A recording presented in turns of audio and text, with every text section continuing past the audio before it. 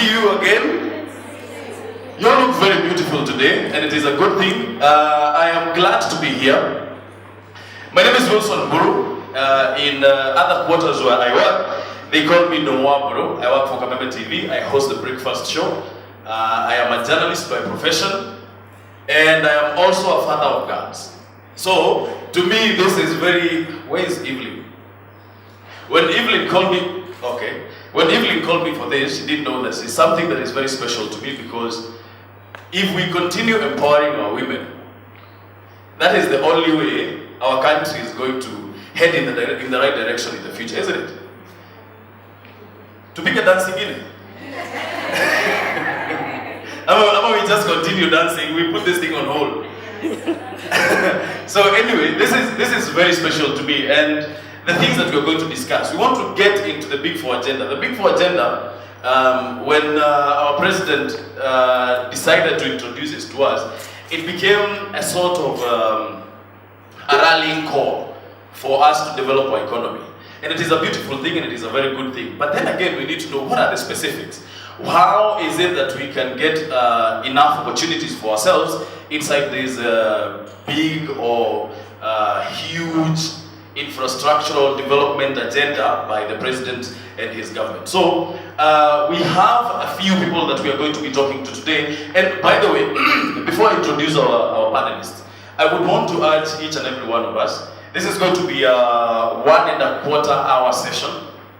And for us to get the best out of this session today, we have to keep on asking questions. That is what I do on a daily basis. I ask questions, and if I don't get an answer, I ask it again. So I would want to urge each and every one of you to ask as many questions as you can, so that we get the best value for our time today. Thank you very much, everybody, for coming for this event today. Najua kuna mahali kwingi sana watu wangekuwa, especially kwa sababu leo ni siku ya Friday. But then again, we are here, and it is an important day for us. Now, without much ado, I want to introduce our panelists today, and I will introduce one by one so that we know who exactly we are dealing with. And I want to start with the CEO for Resolution Health. Her name is Alice Mwai. Come on, give a round of applause for Alice. Alice has 15 years experience in financial management, external and internal audit, and strategy formulation. She is keen on guiding African SMEs in managing their transition into corporate entities. We are going to be discussing with Alice. Thank you very much, Alice, for coming. Please have a seat. Karibu sana. She's going to be handling, one of the things that she's going to be handling is how we can achieve universal health for everyone. I hope that we all know what the Big Four agenda is. This is universal health, right? Okay, guys, what is the Big Four agenda? What are the things that are in the Big Four agenda apart from universal health? Who else knows? Yes. Affordable housing. Somebody else? Somebody else? Manufacturing. Who else? Sorry? Food security, and the last one? No. Affordable housing, universal health, food security, and manufacturing. Thank you very much. I'm Jalal, and I want to people. So let's introduce our next guest, and because I have not seen her around, I want to believe that she's here. I want to introduce Veronica Muthoni Okoth. Is she here? She's here? Is she? She's not. Okay. We move on to the next one. Sally Muthoni Kahio. And Sally Muthoni is the Public Relations and Marketing Manager in the Kenya Association of Manufacturers. Come on, give her a round of applause for Sally. Karibu sana. Karibu sana, thank you very much. She's going to be talking to us. She's going to be one of the panelists who's going to be talking about manufacturing. Just have a seat anywhere. And I want to introduce somebody else who's also going to be talking a bit about public health and the things that we can do to achieve universal health care. Please put your hands together for Gladys Chania. I know if you go through this booklet we have here, it says something different. but her name is Chani. So thank you very much, Madam Chani, for coming. Thank you. Have a seat. And the last person I want to introduce is, where's my friend? Where did he go? Yes, karibu sana. Calvin or Kelo? Calvin Otieno. Please put your hands together from the Kenya Industrial Estate. We're also going to be talking about manufacturing with him. So karibu sana. Thank you very much for making your time. These are the people that we're going to be talking to, and our discussion is going to be on the Big Four agenda. All right.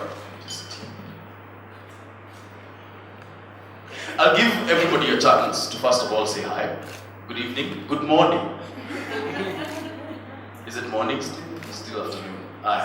So we'll give a chance to everyone to say hi to everybody, and then we can start our discussion. All right? Let's start with you, Sally. Hi. You can hear me? Yes. Hi. I was just testing the mic. It's good to be here. I am representing the two women that have made it possible for me to be here today. One of them is our immediate past chair lady. That's Ms. Flora Mutahi, who's also the founder of Melvin's Tea. And the other, as you all know, is our CEO, Ms. Phyllis Wakiaga. Together they started the Women in Manufacturing Caucus, and that's why I'm here as the lead liaison within Kenya Association of Manufacturers. Asante. Round of applause for Sally. Thank you very much, Sally. Chania. Good morning, everyone. My name is Gladys Chania. I'm a child and adult psychologist, but I deal much with the community empowerment, more on all social welfare, empowering community to quality life options. Thank you. Thank you very much. A round of applause for Madam Chania. Hi everyone. My name is Calvin Otieno. I'm from Kenya Industrial Estate, which is a state corporation, but more importantly, it's a development financial institution, which is keen on supporting SMEs with a bias in manufacturing, value addition, and agro-processing. Thank you. Thank you very much, Calvin. Good morning. My name is Anis Moy, as I indicated. I work for Resolution Insurance, which is in the business of helping you manage your risk. We'll be talking a bit more about that, and it's my passion. Thank you. Thank you very much. Thank you very much, ladies and gentlemen, for coming and for agreeing to share with us your knowledge and to have this conversation that is of utmost importance. Now, as I said earlier, and I want to reiterate this is going to be a very interactive session, so any contributions and or questions that you have are most welcome. And I think I want us to start with one of the most important issues that affect women on a daily life, on a daily basis, is the issue of health. And in the Big Four agenda, there is the issue of providing universal health to everyone. So let me start with you, Sally. There's a very big disconnect when it comes to people getting health coverage from a private sector. Why is that, and how do we sort that out? You call me Alice. Sorry, my apologies, Alice. Alice, my apologies. So the question again? The question is, there are very many challenges, or there's a very low uptake of insurance coverage in Kenya, especially from the private sector. Why is that, and how do we go about sorting it out? So let me talk a bit about insurance and what that is, because I think that's where the challenge starts. The challenge starts with us thinking that insurance is not for me. That product you guys are talking about, I don't understand. I don't think I can afford, and I don't trust it. This thing you're telling me to buy, so that in case I have an accident or in case I get ill, you will pay. We were not brought up that way. We were brought up that when you get sick, the community does harambe for you and you go to hospital. So we know that's not happening anymore. So that's part of the challenge. So we don't know. In our own homes, in our own schooling system, we did not come through insurance as one of the ways that we need to manage our financial risks. Let me talk a bit about financial risk. What I mean by that is, here we are entrepreneurs, we are innovators. That's what the program says. So we are running a small business or a big business. For us to effectively run that business, we need to do something, a work stream in business we call risk management. So what are my risks? I have a risk of falling sick. I have a risk of my employee falling sick. I have a risk of my stocks being stolen. I have a risk of my business burning down. How have we planned to overcome or to still stay in business should that risk occur? And we've seen it. We've seen somebody get sick and their business dies. And it dies, one, because your time is taken away from it. You didn't have the earlier systems we're talking about. Do you have employees who are sold out on your vision? Do you have employees who are empowered to make a decision or to progress the business as you're not around for around 2 weeks, 1 month? Okay. But on top of that, the absence of your time, but also the financial cost. To pay that bill we are talking about in hospital, you will need to go back to your business because that's where you earn from.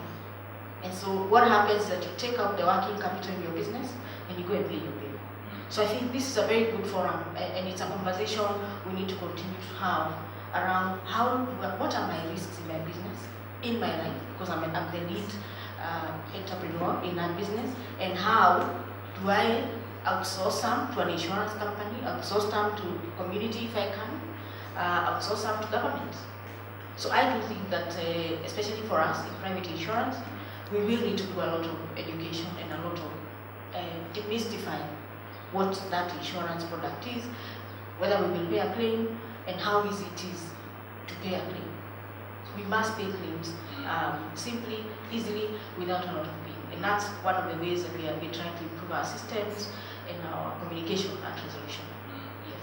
And there's always this notion that insurance is very expensive. Yes. That I have to part with a lot of money. When we look at Kenya's economy and we look at the poverty levels, do you feel that some of the costs that insurance companies charge, do you feel that it is a hindrance to more people taking up insurance? I'll say yes and no. I'll say no this way, and I always ask this question. Some of us here have cars, so you've gone and bought that car for 600,000, let's take an example. And somehow you managed to finance that car, or you managed to finance a business of 1 million, 2 million, you opened a salon, and you spent 2 million to renovate and buy all the dryers and things like that. The insurance premium that you'd be asked to pay, let's take an example of a car, is between 4 and 7%. So you're talking about, if it's a car of 1 million, you're talking about 70,000, which can be paid in monthly installments, for example. So if you can afford a car of 1 million, can you afford to make sure that car, let's assume it's a pickup you're doing business with, can you afford not to make sure that if it does crash or it burns, you can have one in 3 weeks' time to continue your business? Because that's really the trade-off that you need to make. And I'm saying that because we are talking to business women. We are not talking to, you know, if you're running a business, you're not a poor person. I don't want to believe that we are. Yes. You know? So how will companies because the thing that we want to do is to make sure that everybody is covered.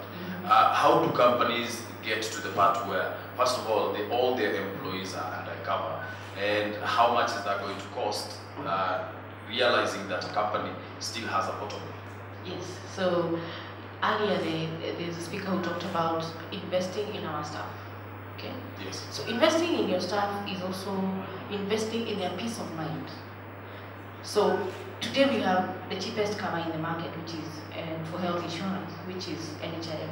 Okay? So NHIF, actually, it is the employee who pays it. And she'll talk about it a lot more, Charia. It is your employee who will pay. So you deduct 160 all the way up to 1,700, depending on how much you're paying your staff. So just remitting that to NHIF as a very bare minimum gives you peace of mind that if this person needs an admission, I can admit in a mission hospital, I can admit in a government hospital. There are challenges there which you can talk about later, but at the very bare minimum you have that. The other cover we normally like to encourage business owners to buy this very, very cheap is what we call workmen's compensation. So it's called WIBA, Workmen's Injury Benefit Act. It just says that if in the course of running your business, your employee gets into an accident, you have an obligation to pay the medical expenses and also pay an injury claim, some sort of, which is based on what they earn per month. Unfortunately, most of us, again, in business, don't know that. But that just happens. The day that employee of yours has an accident is the day you will see lawyers at your door, and they're very good at it. And your business can go down if you have to pay somebody who was injured in your business some huge amount of money that is awarded by a court. So those are the two critical insurance products that you must, I think, a business person needs to have. Of course, when you talk about, we start talking about more investing in your staff and having a longevity, looking at them. We talked about succession planning earlier. So this is a person you want to sit with in your business for a longer time. They actually might become your partner in the future. So you want to think about their pension. You want to think about which is over and above the NSSF. You want to think about their group life if they were to die. How do we take care of their family that they leave behind? Because now they become your partners. They are long-term partners, not just a casual employee. So those are some of the areas that we do really think that business people need to invest in, and they are not expensive. They're easily accommodated in your business expenses. I would want us to continue in that direction a bit. I want us to talk about the opportunities that are available for even women who are self-employed. But I want us to come to that. In the meantime, I wanted to bring Madam Chani into this discussion. And the question I have is, do we as Kenyans really understand the importance of insurance from a community perspective? Thank you very much. Use your microphone, please. Okay. You have a microphone. Just Thank you very much, Mr. Noor. Health insurance in this country has taken a trend, a very good step, because at this juncture, most people are kind of trying to understand it. But the civic education is done as the basis of where we are. If I get back to Madam Alice, yes, we are the corporate people, we are the business people, we are entrepreneurs. But what about the people around us? So the people our moderator is calling the community or the grassroots people. Your mother will get sick, your house girl will get sick, your neighbor will get sick. Do they understand about the insurance? And that is why as a country, we are having the NHIF, and the president is trying to push the universal health care. But I know Alice will be very good in explaining that. But the thing is, the capacity building hasn't been done enough. We are told about registering or subscribing for NHIF. But as Alice said, she talked about risk management. Risk management, when you come to the community level, it is fear of the unknown. The community, the Wanjiku, really fears the unknown. You are telling me to put money somewhere, I don't know when I'll get sick. If I don't get sick, what do you want to do with my money?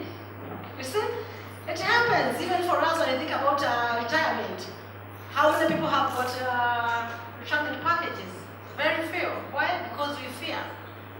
We don't know that money is there for what. So the country is not yet, according to me, at a level of completely owning up the insurance for all.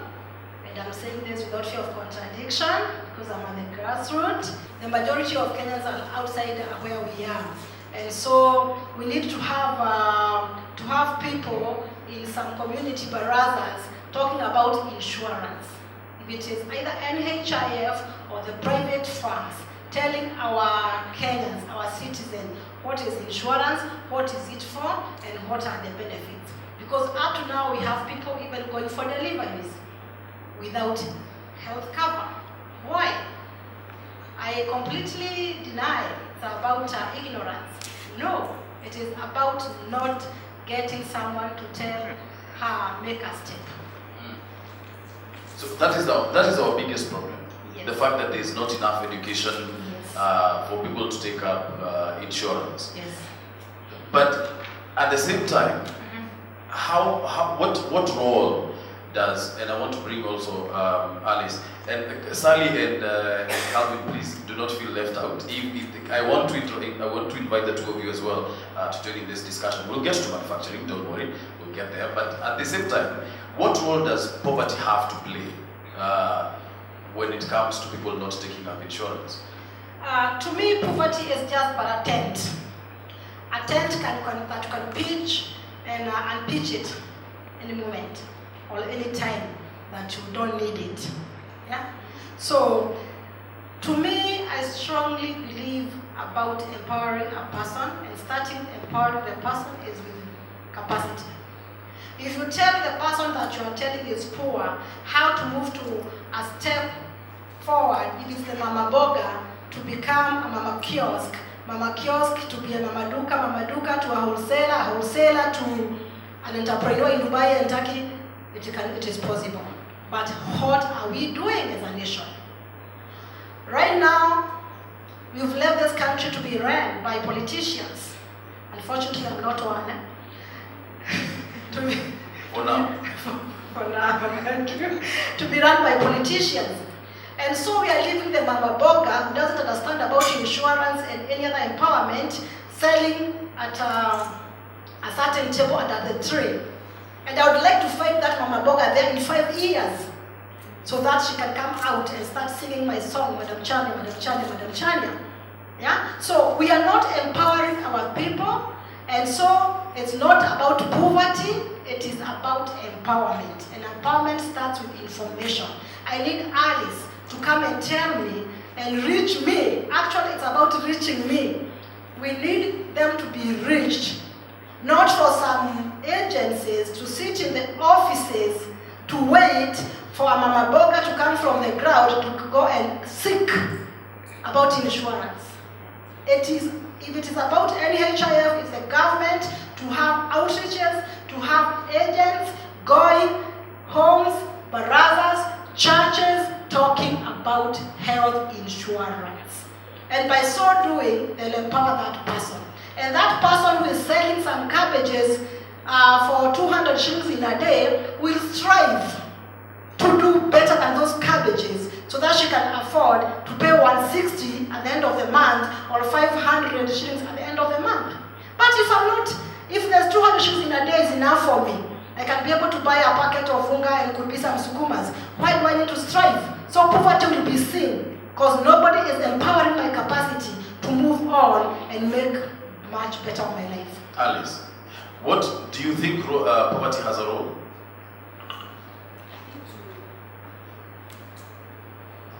To a great extent, what she's talking about is very true, because information is power. And when you look at this country, there's a lot of donor-funded solutions. But if we don't know they exist, we cannot find them. And sometimes they're outside our door, you know? And so, information, yes, is power, but we must also begin to change many things. They talked about the educational system. Do we talk about insurance when we are talking about when we go to school? We don't. So you come into the world of work or into the world of business, and you've never had insurance, and then an agent comes to try and tell you about insurance, and you think, what is that, you know? So there's a lot of work to be done. I don't think the government can do it alone, and I like what she's talking about. We've left it to politicians. There's so much, when you talk about the UHC, there's so much opportunity. There's opportunity because, let me demystify UHC a bit, because we think UHC is NHIF. UHC is not NHIF. NHIF is part of UHC, because the agreement with the World WHO is that most countries are going to try and achieve universal healthcare for its people by 2030. Now, universal healthcare is easy access, so you must access healthcare where you are. You must access quality healthcare, and it should not be a financial hardship for you to access healthcare, such that then you have to make a decision. I'm keeping somebody at home because I don't have money to take them to hospital. So those three things. So UHC is about equality. It's about the mama boga and myself and yourself getting the same services at the same cost from the government. So there's an issue of quality. What do our hospitals look like? What do our pharmacies look like? What do our labs look like? What does prevention? So healthcare, again, is prevention, is promotion of health, is treatment, is palliative care. Let me talk a bit about palliative care, which we don't talk about in Kenya. Palliative care is about you have acquired a terminal illness and all of us are going to die, so you're on your way to the grave. What is the decency we accord that person? And that's part of healthcare, okay? Because we want our loved ones to go well. Their last days need to be good, so healthcare comes into play a role. But even as we are healthy doing business, how do we promote well-being? We talk about mental illness, which is a big deal currently. We have a lot of depression cases, drug abuse, addicts, and other psychological issues. So again, the government and the systems that we're talking about needs to deliver that solution. We talk about family planning for women, that's critical. Can that Mama Boga, as well as myself, access good family planning solutions at a cost that I can afford, that doesn't bring me down as a family or as a business? So those are the things that UHC is. But when I look at us as entrepreneurs, when you think about all those things, there are many opportunities for us to plug in. And I know there's a discussion we're having earlier at tea about 30% of the contracts are put aside for women. There's a women fund. How do we come together and access something? If Makueni is doing 200 shillings per person in Makueni to provide healthcare to its people, they're using a software, right? They're using a software, isn't it? Who has developed that software? It's us here in this room who should be doing those things. So there's a lot of opportunity there, both to protect ourselves and our businesses, but also to find business for us. Lastly, and this is not completely moving away from the health discussion, but what are the opportunities available? One, through public-private partnerships, because as you said, universal healthcare is not NHIF, it is part of it. So private companies are going to be involved in this. So what opportunities are there? One, an investor, and two, a single woman who is in the village and wants to invest or wants to put their money in insurance. What opportunities are there? What opportunities are available? I think the very quick one that she talked about is, who is talking about insurance in the village? Who's talking about enrolling for NHIF, for example, or any other insurance solution that is out there? So it is that community person in the community. And when we think about it, even we from private insurance, we know that sometimes because of that history of us, how we probably don't pay a claim, things are not clear. When I pay and I don't get sick, or my father have an accident, or somebody doesn't die, I never get paid, that money gets lost. So because of that, there's some lack of trust. There's some anxiety around insurance. So the best placed person to deliver that message is that person at the community level. So there is an opportunity there for you in your street, in your village, to sell insurance. Now, it is upon us and the government, to make sure that that's possible. So when you're talking about private public partnerships, we should not just be talking about NHIF and resolution of big companies. We should be talking about NHIF and the Bakumi initiative, or we still don't have, I think we have a sub-chief, we still do, or the MCA, or any other person who has a good influence within the society where you live in. So there are those opportunities, and we need to push for them. We need to push for them. They won't come easily. Chania, you seem to have a point. Yeah, actually, I would like to hammer that and echo that. Those opportunities, if they can be, and I would like everyone in this house to agree, we have left the work to be done by others.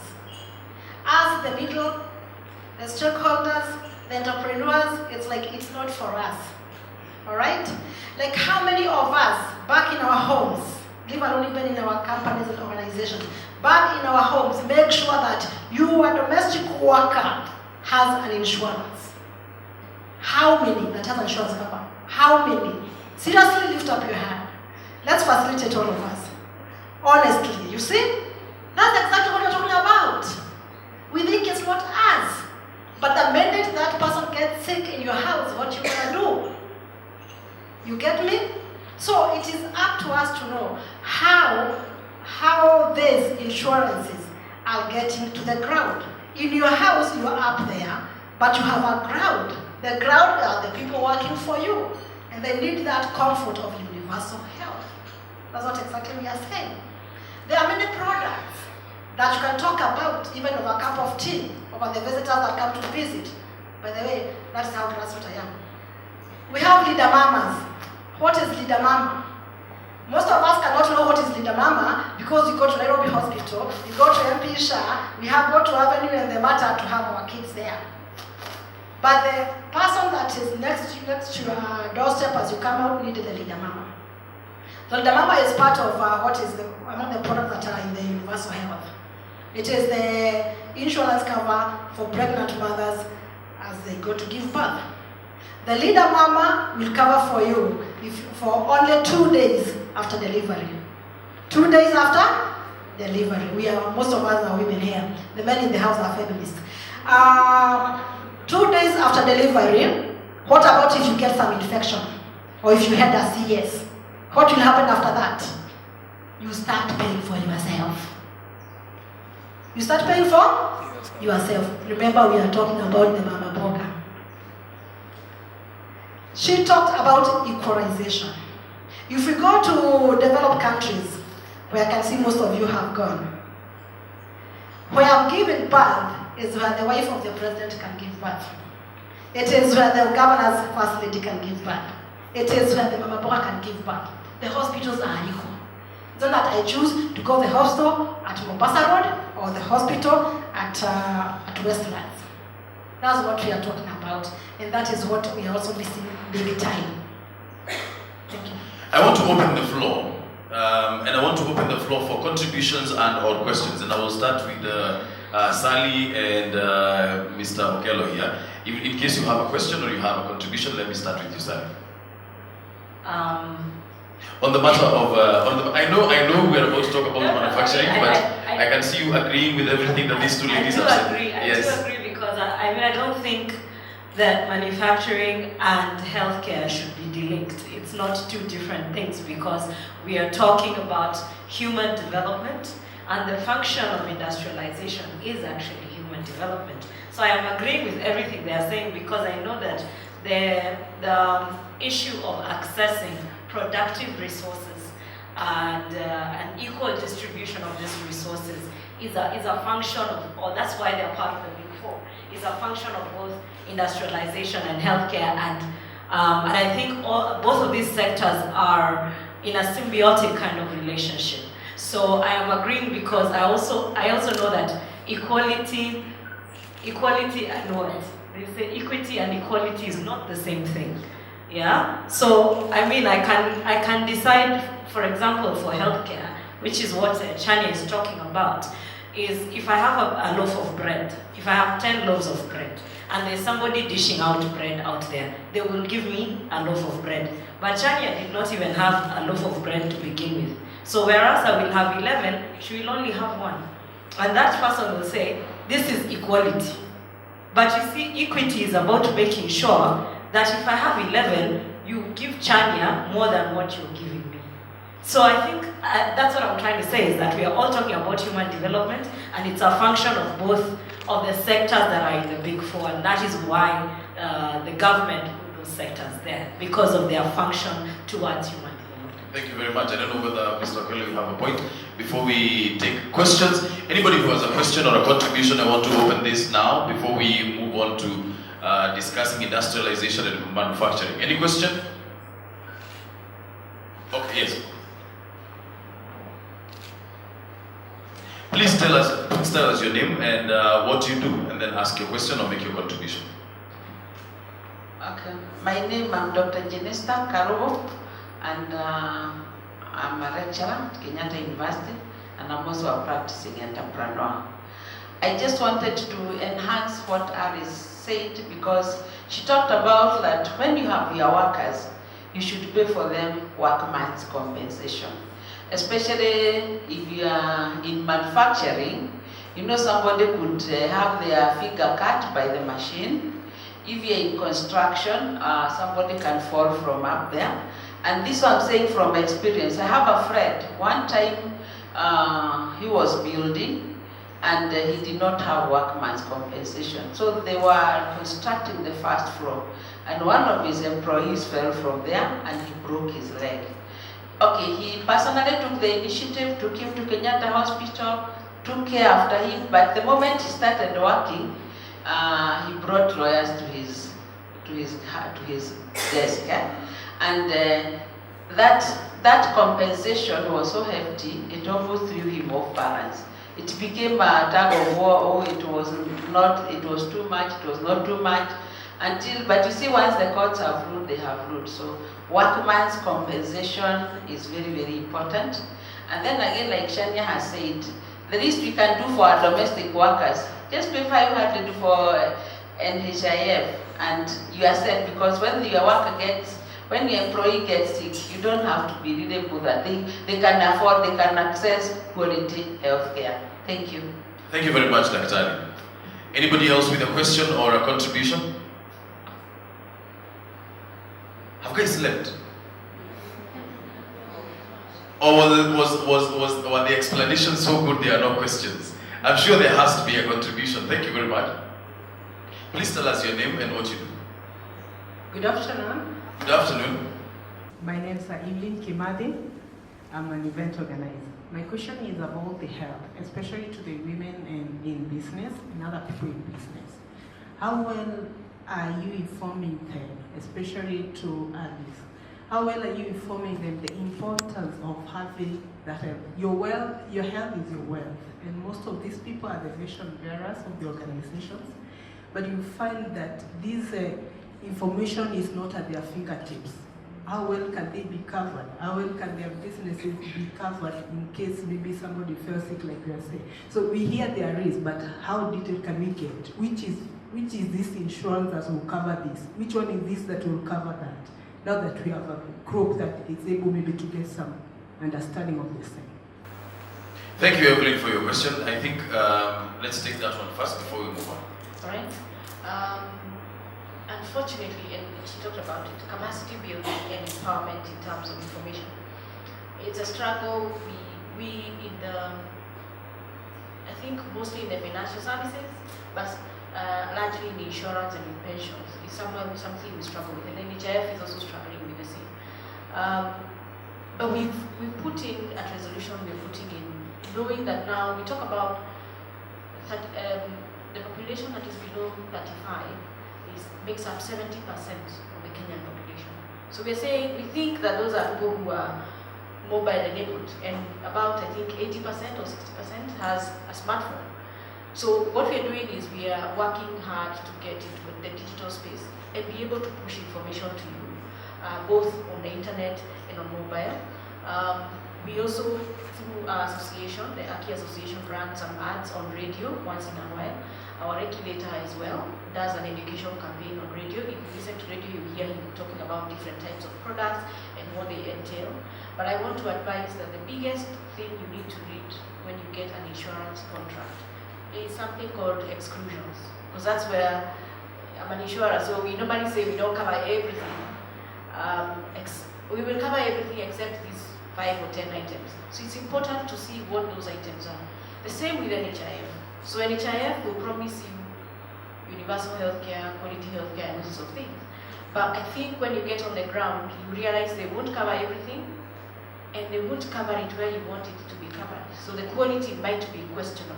So it's always important to try and understand. The same way you sign your business contract with your client or with your supplier, and you tick all the boxes and you understand what each clause is saying, so that you don't get a loss at a later date. It's the same way you should deal with the insurance contract, and get somebody to explain. There are many agents that run around. You can call in to an insurance company and request for a meeting as well, and then we'll be able to advise you on what's most appropriate and the terms and conditions. Those are critical for you to understand. I don't know whether you want to say something. Chani, do you have a contribution before we move on? Yeah, I still want to start with my slogan. Always remember capacity building. Always. When we think about what the private sector should be doing about the self-employed or the private sector with insurance. It is good to take it as ourselves, Kenyans, because we are here as Kenyans. Kenyans mostly don't do things before they are pushed. And the first thing that you should think about when you're starting a business, as you get the business premise and your capital, it is insurance. I don't want to ask a question again, but I'm sorry, I was once a teacher. How many of us have insured our businesses? You said, yeah, how many of us have insured our businesses? I'm not marketing for it. I'm for public health. Yeah, very few. When you talk about NHIF, we don't even know its programs. We just think about going to the hospital. Another best access of the same Madam Avery, it is technology. Everyone here today has a phone, and others have even 3, and others big ones and smaller ones. Let us make use of those phones. Most of us, you'll find us online, but online for what? WhatsApp, Facebook, Mchongo, huh? And the Google is just next there. How many times in a day do you get into Google? You'll go to find, I don't know, the IMTBA, mobile health this, mobile health that. Get in there. Try to get to know what you can do with your business with people like clients and others. So it is just a matter of use of technology today for you to get where you want to be. I think the person of technology in here. Thank you. Yeah, thank you very much. In case, I want us to move on to the next agenda in our Big Four agenda, and we'll talk about manufacturing. Now, the thing with manufacturing in Kenya and industrialization is that we only think about very big companies that do these things, but the government wants to increase the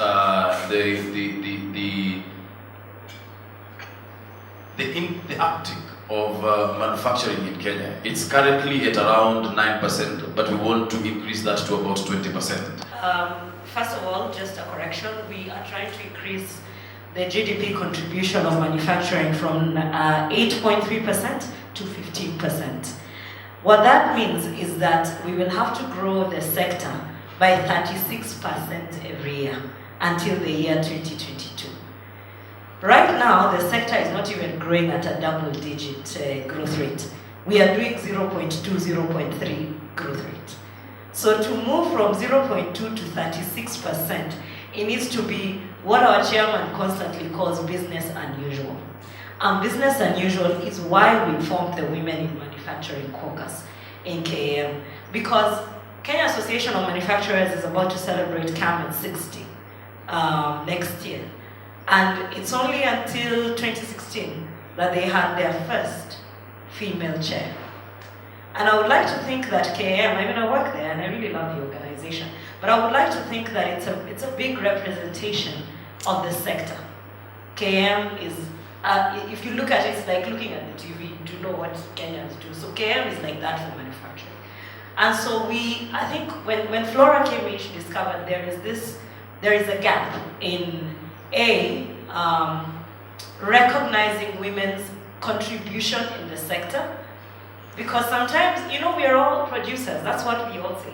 We're all producers. If when you think about it, you buy skuma, that's your raw material, you kata it, that's processing, you put it in your sufuria, you're cooking it, that's part of processing, then you put it in your dish to serve, that's packaging. Then, you know what I mean? So we are all producers at one point. So why can't the current contribution of women to the manufacturing sector be recognized the way men's contribution is recognized? And what we are also trying to do, aside from recognizing their contribution, is encouraging their participation.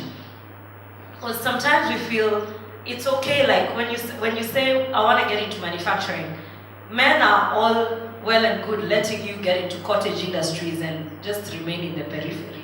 It's okay, now you're in manufacturing, so now you stay there. But really what we are trying to do, and what we've seen with the Big Four agenda, and where the government is focusing its investments, is in places like oil and gas, construction, construction materials. That's part of the focus under the Big Four agenda, SMEs. So these are places where the government is really looking to put in money, iron and steel sector. And these are places where you don't find women, at least SMEs you do. But iron and steel, construction, metal sector, these are places you don't find a lot of women. How can we increase female participation from cottage industries and small industries into where the money really is at? So this is where we started. And what the government can do, I can't speak for the government, but one of the things that I can say is one of the gaps that we've noticed is that the institutions that are there to strengthen women's participation are not strong. These institutions are not working as they should. Who's holding them accountable? Even when you talked about, I think it was you, Daktari, who talked about how much money has been put aside in the youth fund for women and such. Who is there to make sure? We're already having problems with local content. So who's there to make sure that the material that is building the SGR has been sourced from this percentage of women?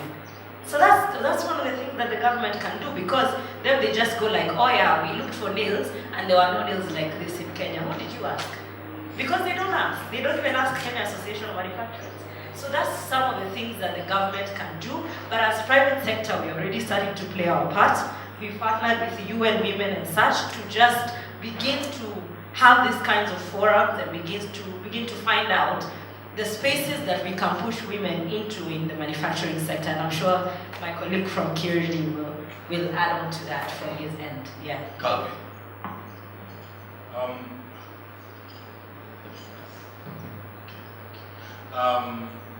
Manufacturing is key in terms of it has a huge cascading effect on the economy, because it's actually labor intensive.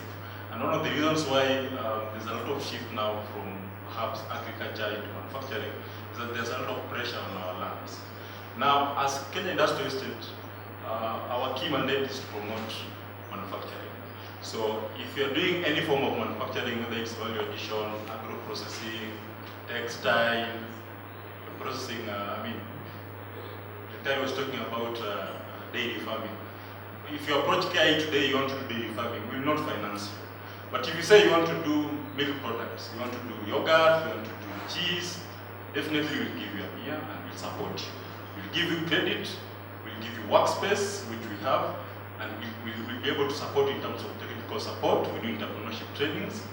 Our credit is the cheapest in the market. You don't find it anywhere. 10% per annum, reducing balance. This year we did a survey in terms of our lending pattern, and 20%, only 20% of either women-owned or women-led enterprises are the ones that come to us for credit. The rest are men enterprises, or rather men-owned or men-led enterprises. So there's a huge gap in terms of women's participation in manufacturing. KIM has done a lot in terms of advocacy and trying to bring more women on board. But in terms of conversions, people who are interested in manufacturing, women who are interested in manufacturing, and who are actually participating in manufacturing, there's a huge gap. Because most women think it's a lot of work, there's so much involved, and they just think they don't want to do it. At the very cottage level, we have a lot of women-owned enterprises that are doing like peanut butter, people are doing cakes. Those are all forms of value additional manufacturing. We have people who are doing textile. Now, in terms of universal health, now as KIU, we're also lending to women who are doing fitness centers as part of preventive health. It's a product we introduced this year. So if you're interested in fitness centers, you want to do a gym, you come, we finance you. And we try to cover all sizes of business. The least we lend is 20,000. The maximum we lend is 20 million. Yeah. But of course there are exceptions. You must be in value addition, agro-processing and manufacturing. All right. Yeah. Now, this is a question I want to start with you, Sally, but I believe that everybody in this panel has the ability and knowledge to answer this question. But why is it that, because I think we are all agreeing that when it comes to manufacturing and creating of industries, there's very little uptake by women. Why is that so? Does our culture have anything to do with it? Or is it that we're not getting enough support from the government? What are the reasons? I think the reasons are varied. Some are historic, for example. So, I mean, some even go deeper. Sometimes when you look at the STEM, you know, many people talk about STEM, and I'm all for STEM. But when we talk about revamping, for example, the education curriculum, what kind of languages are we using in order to be inclusive, for example, in education? So some of these things are also, they're very intricate. They're historical, they're in our culture, they're in our education system that are exclusive to women. I agree on the one part that what my colleague has said, that some women feel like it's not for them, but it's not because they woke up and felt like manufacturing was not for them. It's because somebody told them it's not for them. You know, our own immediate chair lady, Flora, who's one of the pioneers of flavored tea in Kenya, her own parents had told her manufacturing is not for women. What are you doing? You know, we want you to do ABCD, we want you to sit pretty somewhere. So sometimes it's cultural, sometimes it's historic. Even the systems that have been put in place in the sector, are they inclusive for women? If you want to get into the steel sector, as a woman today, it's really hard. And not just in Kenya, by the way. In the region, we've had regional speakers telling us to penetrate, to get into those networks. How are those systems set up? Because I feel like there was just a system that was set up to include only men. And when women go in there, they feel like fish out of water. You can't, there's no for surviving, there's no even language that you can talk that people can relate to, and everyone is looking at you like you're displayed. So it's a lot of things, I think it's a lot of things. Education, it's historic, it's cultural as well. But it's things that, you see, I believe that women are like the bearers of indigenous knowledge. And this is the knowledge that they put into everything that they do. And now that we are going into Industry 4.0, it is this knowledge that women carry that will revolutionize the sector. So I feel like we are beginning to come out of it, but we can only do it through very intentional, deliberate steps from everybody.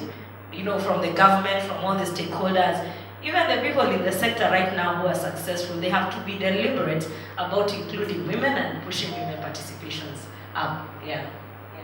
Alice, you've been very quiet, and I want to hear your thoughts on this issue. I know this is, but even in insurance, I'm sure that some aspect of manufacturing has to come in.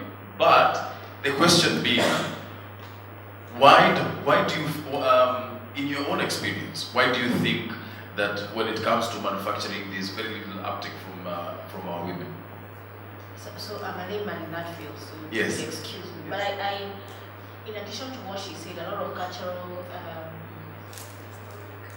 historic things that are implanted in women. First of all, let's just start with when we talk about women in the glass ceiling, and women reach somewhere and they want to get out because it's too much of a hassle. I'm not expected to be doing this. I'm supposed to be at home spending many hours taking care of my wider family, but also taking care of my children and my husband. So when you talk about manufacturing and you talk about, let's take a construction site. Even to find a woman, these guys, are they called clerk of works or supervisor? Yeah. It's a very hard task. Because you see, most of the people working there are young men, and you have to conquer their heads for them to deliver. That process is a very difficult one for a woman. And so I know she talked about cottage industries, and so the cottage, the small scale cake make a few clothes, do this and that, appears to be what a woman does easily, okay? And so when you come to the big ones and having to also for space with men, it's a tough call. It's just like politics. When you look at politics, again, women find it hard to fight for space in that space. So I would imagine it's the same thing. Chania. I like the agreement. Fighting for space. That culminates all what women need to do to have the space in the manufacturing industry. Those industries that has been perceived, and I'm using the word perceived, to be men, because I believe women can. It's women, it's you, it's us to fight against getting stereotyped. That you cannot do this because you are a woman. Right now, in Kenya, in Africa, in the world, most rights are equal. Education is equal. And we are doing even better. We are doing better in education. Almost in everything. Land, ownership of anything is equal. So what is this that should put us off? Just a matter of creation? If it is the beauty you think you have, that you don't know the dust of going into construction sites. We have caps, we have headscarves, put it on. We even have those men there having those safety caps. So what is all this about? We are no longer stricted about putting on trousers. Put on your nice trouser, your long dress, go there, do it. Yeah? What is this about women and manufacturing, women and other kind of businesses? Creation? I tell people, come out of the house if you are a leader as a leader, not as a woman. Come out of the house if you're an entrepreneur as an entrepreneur, not as a woman. But if you come out of your house, going to fight for that space, thinking about your makeups and your eye pencils and your chest, excuse me, everyone has it. The man has the, don't they have the eyebrows? Yeah, they can also like to do it anyway. Don't they have chests? Who is thinking about yours? Nobody. Just come out of that house with your neck high on what you want to go get. But if you go out of the house as a woman, the man here, Okello, will think me as a woman. But Okello, I'm a panelist like you. So we are all panelists. Okay? And if they want us to go far, today we are the majority. Wapatiwe affirmative. Seriously? Am I talking? That is exactly how it should be. Manufacturing industry is for us all. And it is us as the women to fight for it, not anyone telling us it is not space for women. So, moving forward, we are refusing to be stereotyped about what you can entrepreneur in, because we can do it. Thank you. You know, I started our session here today by saying that I am a father of girls. So any discussion that is headed towards empowering our women and our girls is always going to be very dear to my heart. But Calvin, let's get this straight. You've enumerated some of the things that you guys are doing in terms of trying to make sure that we get industrialized. But are there specific packages? We've seen the government go very far in terms of providing funds for women. When we talk about contracts that are given to companies or tenders that are being given, we know that 30% is supposed to go to youth and women and people with disabilities. So, do you have special packages for just women? Okay. First of all, like it was rightly observed here, the earlier presentations, that one of the challenges that women-led enterprises, or rather women-owned enterprises, face is access to credit. And it's not that there are no shortage of lenders. It's because when you want to secure funding, you're told, bring collateral. Yeah. Now, as Kenya Industrial Estate, we try to navigate that. And now, from last year, what we've been doing is that if you are a woman, and it happened that you don't have collateral, but there is someone willing to give you their collateral to use. Whether it's a friend, a business partner, a spouse, we can use that as collateral. So we are actually lending, we can lend to you without collateral, so long as there's someone who has given consent that you can use their collateral. Yeah. This This is a very interesting conversation, so please tell us your name and what you do, and then let's proceed. Hello everyone. Hello. My name is Simeka Nyeboke. I work for Isuzu East Africa. We are actually in manufacturing. That's why I enjoyed this session the most. And I will start by commenting where you are asking where are women not taking up. But I think women have started taking up on this sector of manufacturing. This is because the way she said, there came a whole lot of women. There were like more than 150 with their own companies. They're already in this sector. They're doing something. They just came to benchmark. And I can also say when you come and visit Isuzu East Africa, the production plant, manufacturing of a whole truck, we have like 11 women. And when you come to visit, we don't even call a male to guide you. It's a woman who will take you from where we start to the end of the truck. So actually women are taking up on this. And also, like for us in our organization, we are lucky to have a woman who is our MD. And through the various sections we have, like now we have a women council, where we encourage each other. We bring in school kids, because it starts when they are young. In high school, we start telling them it's not just about these careers, you can also do this, you can manufacture this. You know, it's not that hard.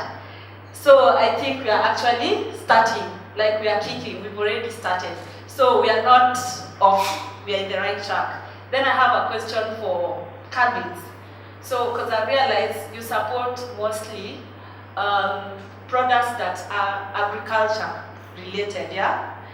I'm wondering if I wanted to start my own body mist or perfume in the country, and I'm wondering how to start it and manufacture it, because the cost of bringing it here is expensive, you know, and you can't sell to so many people. Would you support such a business? It's not just about the cow products and all that. If I have, you've seen something and you want to bring in the country, but you don't know how to go about it, do you just give funds? Can you help me lead and get information? Give me a network, you know, on how to start it, not just one specific area. And then there's one thing I'm not hearing that is of interest to most young people. No one is talking about housing. So will we have something like that? Yes. I think let's answer that first, and then we continue. We don't support agro-processing alone. We support any aspect of manufacturing. I think I singled out agro-processing because perhaps it forms the bulk of what we do. But any aspect of manufacturing. I mean, and in fact, now we are also lending to people who are manufacturing building materials, tiles, culverts, all sorts of building materials. So it's any aspect of manufacturing. And manufacturing is simply value addition, or rather conversion of a raw material into something else. Now, to come directly to your question, we don't finance imports. We finance enterprises that utilize local raw materials. So if your product is an import, we may not finance. But if it's something that you're manufacturing locally and perhaps there's a component of an import, that one we can finance. Yes, that one we can finance. All right, thank you. And to answer your question, we will have a discussion on, we were supposed to have an expert in housing, but she is clearly not here. So we will try and go through it, but not, I don't think it's going to be as detailed as the discussion we're having now on manufacturing and insurance. There was another comment and question somewhere, come on. Thank you. Good afternoon. Good afternoon. My name is Lois Onyango, and just like Madam Chania, I think I'll be the voice for the rural folks. I'm from Baringo. I come from Eldama Rabin town, and I specifically came for this forum. And another thing again is that I work within Baringo and Nakuru counties. I'm a marketing consultant, but I have an interest as I sit in some other boards that have stakeholders that were really required to be present here because there's a lot they're missing. Now, just like everything that's going on here, education in the country was geared towards people moving from the rural areas to go to towns to get white-collar jobs. And basically, these forums are very good but most that are required to reach the masses do not. So my first question is to Sally of CAM, and I want to ask, what does the caucus, most of the women caucus, because today we are in a Women Entrepreneurship and Innovation Summit, what does the Women Caucus in CAM do to advocate for the rural women to get empowerment, more so to know that they are able to move those cottage industries into big manufacturing industries?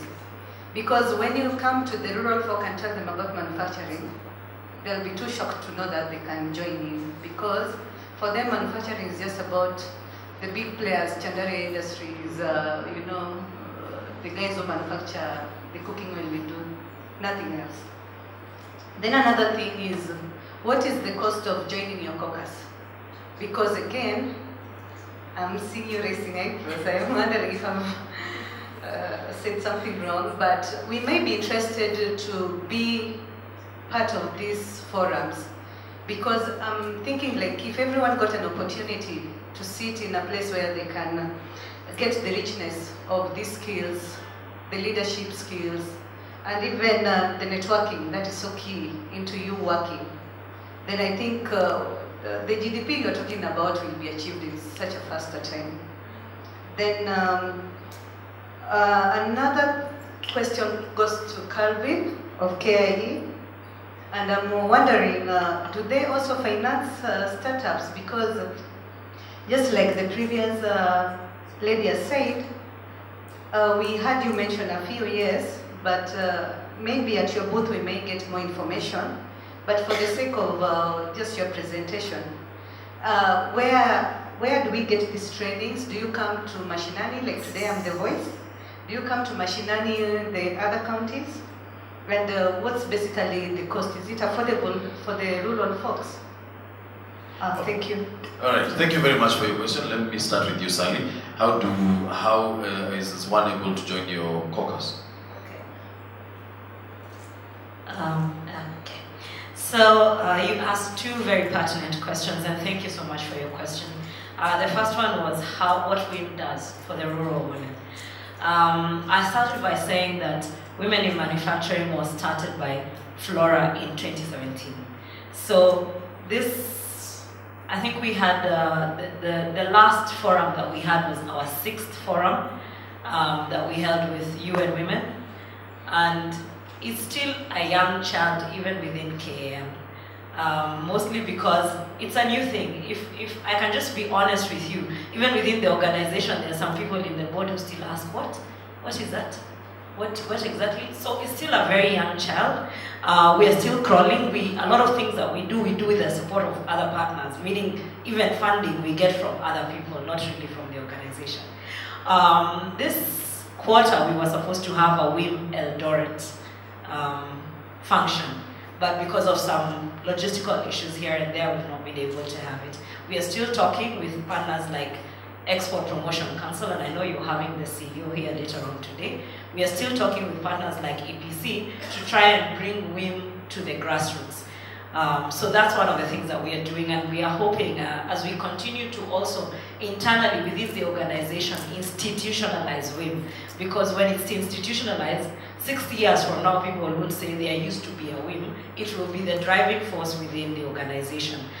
Because as we say, women are 50% of the population. So we are hoping to do that, baby steps, but we are coming there to Damararin. So watch this space. The other thing is the cost. There's no cost. What we currently do is we encourage people to join as members of KAM, and then you can be part of the WIM caucus. And we are very happy to take your contacts. For KAM, we have 2 types of memberships. We have the ordinary membership, who's the guys who now do value addition, cottage industries, SMEs, and other bigger manufacturers. And then we have the associate membership, who are the guys who support the manufacturing sector.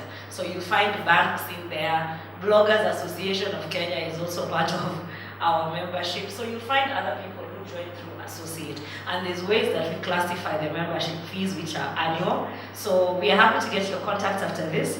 You can, however, come for any WIM forum that there is. We don't charge for our forums. So far we've had 6, and we just call people you just come. I think the issue is if you're not in the database, there's a small chance that you might not get the invite. But we also put it on our Facebook, so follow us on Twitter. We're very active and on Facebook and Instagram. So we're very happy to have you. Yeah.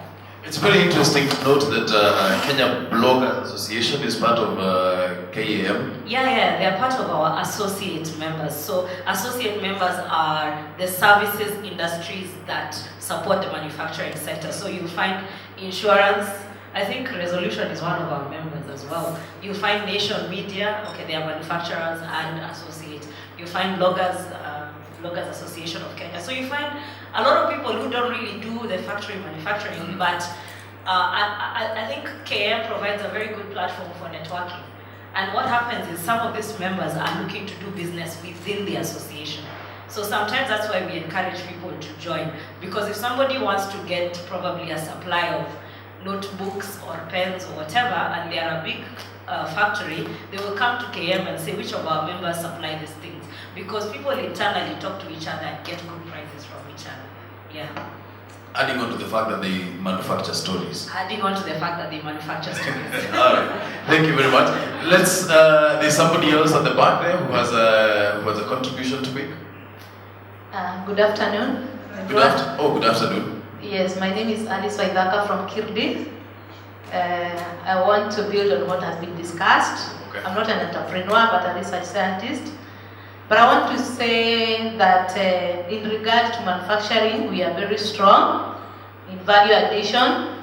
So if you come to us with any need of value addition, we'll be able to assist you. But about manufacturing, the government is focusing on 3 strategies in realizing a competitive, diversified, and robust manufacturing sector. And they are looking at local manufacturing. They are looking at global market niche. They are also looking at regional market.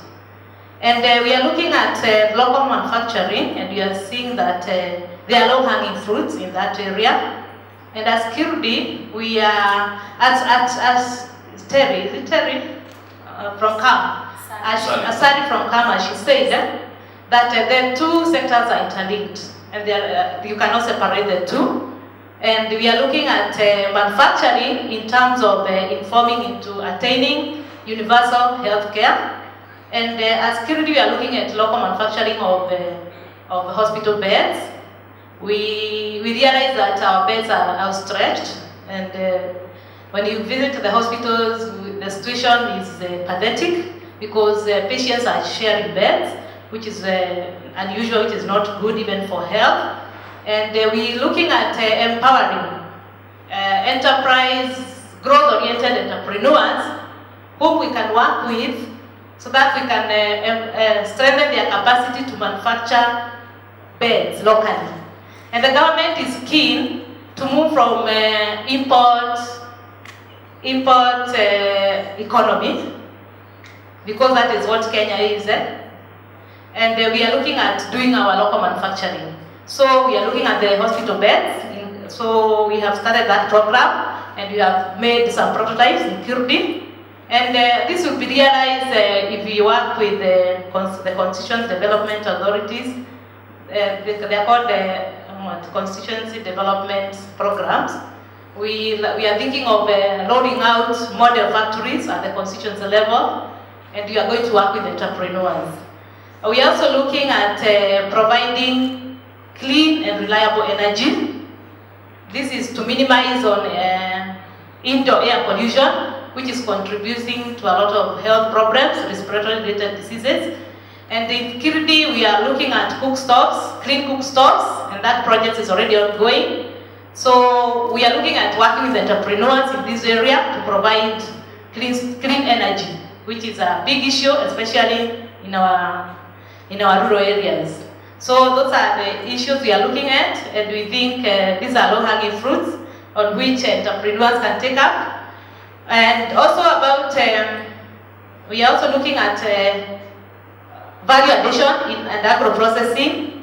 We are very strong in that area across the sectors. And anybody who is interested in value addition, you can come to us and we can assist you in that. About the lady who talked about beauty products, we have our chemical engineering department which is looking into that. The cosmeceuticals, we are looking at value addition to natural products. You come to us, we'll be able to assist you, develop your products, and attain the global market. And we are keen in developing niche products that will be able to access the global market. Thank you. All right, thank you very much. There's another lady there with a question. Hello, good afternoon. Good afternoon to you. My name is Petronila Ogola and I work for Digital Opportunity Trust.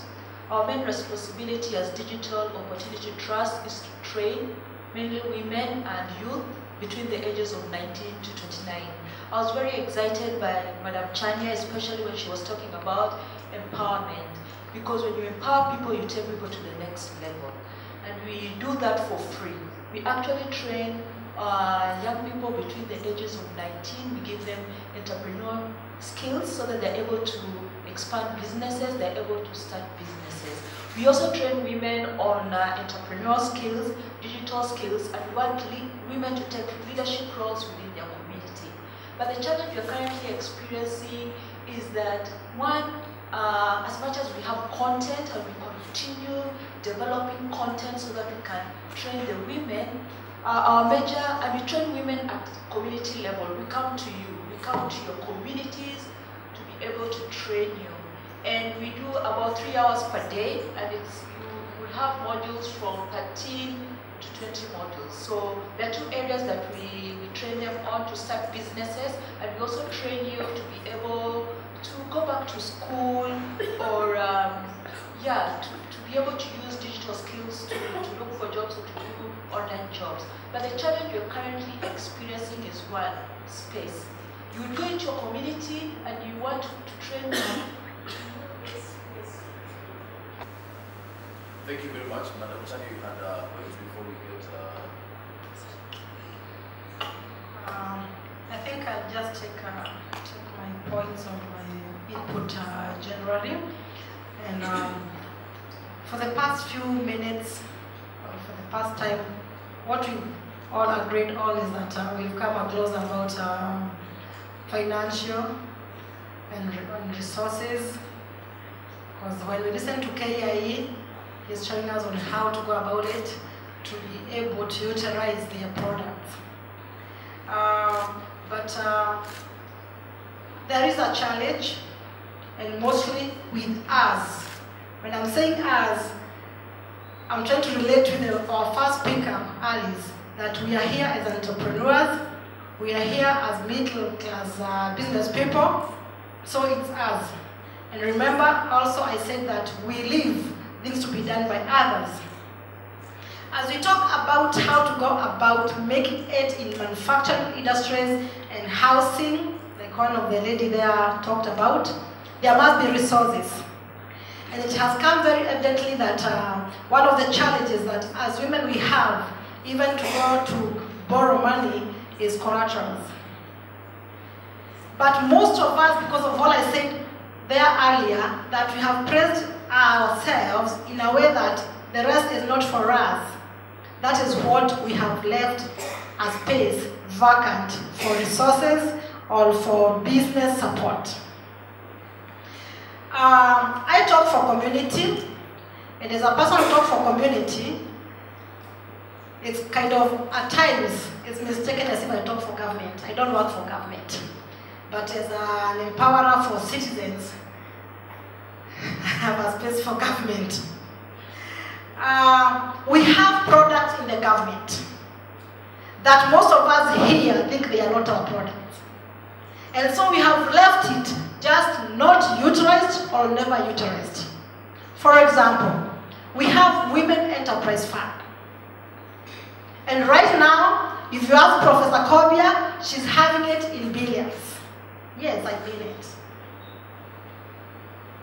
Again, how many of us here utilize Women Enterprise Fund?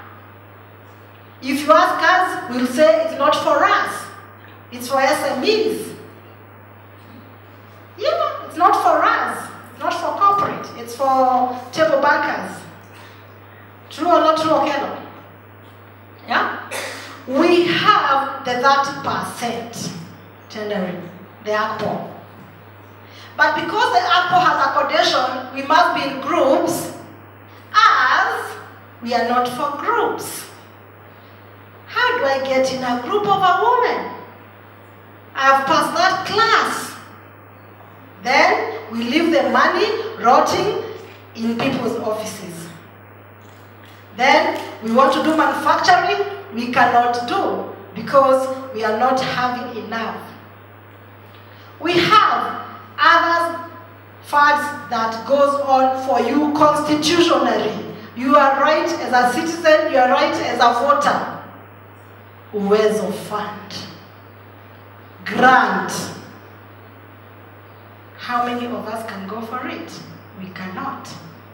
You see, what am I trying to say? I'm trying to say as women, we are not able to reach where we can reach on manufacturing or housing because of funding, and yet our funds are there that we don't go for.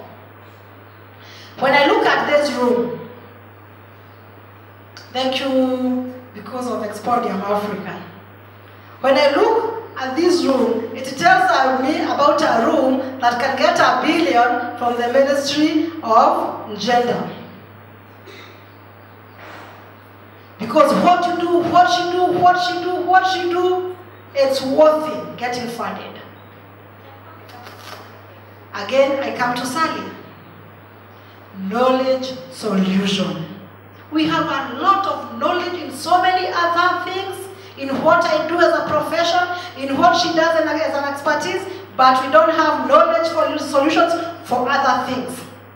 Women, that is why you find, as a woman, you can only talk of, I do this and this.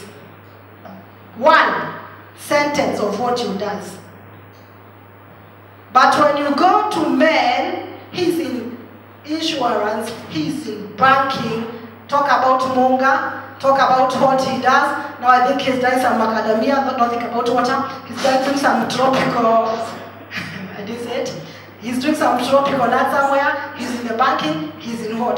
But when you call a woman, introduce yourself. I'm Madam Gladys Chania, I'm a child and psychologist.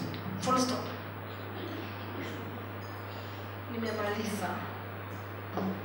It's because we don't source for more empowerment financially to enable you see the cushion of what you have here to make your brains thrive to go do something else. I meet Alice today, I think about insurance. I meet her today, I think about manufacturing. I meet somebody else there, like I can see Sarah Karinge, I think about construction. You see? And I do all of them. Or we do all of them. Or we shall go to do all of them. Because we even know where to get resources. Sinikweli? Yes. So let us thrive. Let us empower ourselves with knowledge solution so that we can know where to get what. And don't think there is little money. There is no little money. All money put together, it's a track of hardcore. So no man will tell you cannot afford to do housing because you are a woman. How? And you have the money to do it. Thank you. Thank you very much. I want to take some more, probably two. We were given until 1 o'clock. I see we are 20 minutes past the given time. Let's.